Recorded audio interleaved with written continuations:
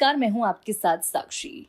झारखंड की राजनीति में चंपई सोरेन को लगातार सवाल उठ रहे हैं। चंपई सोरेन एक वक्त पर शिबू सोरेन से काफी वफादार बताए जाते थे और उनके प्रति उनकी निष्ठा का अंदाजा इसी बात से लगाया जा सकता है कि जब हेमंत सोरेन जेल गए थे तब मुख्यमंत्री पद किसी और को नहीं बल्कि चंपई सोरेन को सौंपा गया था। चंपई सोरेन का सोरेन परिवार के साथ रिश्ता हमेशा मधुर माना जाता रहा है। हालांकि समय के साथ साथ इन रिश्तों में खटास आने लगी और राजनीतिक परिस्थितियों ने इसे और जटिल बना दिया।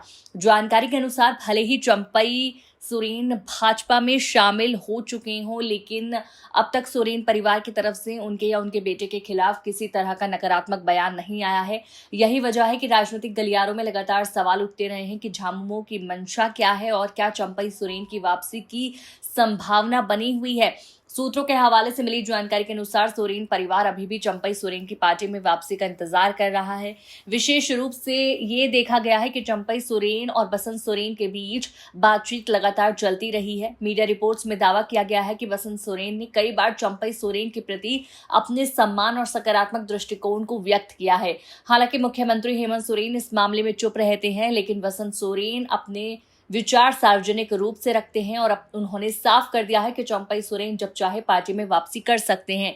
इससे यह स्पष्ट होता है कि झामुमो में चंपई सोरेन की वापसी को लेकर बसंत सोरेन सकारात्मक हैं और पार्टी में उनके स्वागत का संकेत दे चुके हैं। सवाल यह है कि चंपई सोरेन इस संकेत को मानकर पार्टी में वापसी करेंगे या नहीं।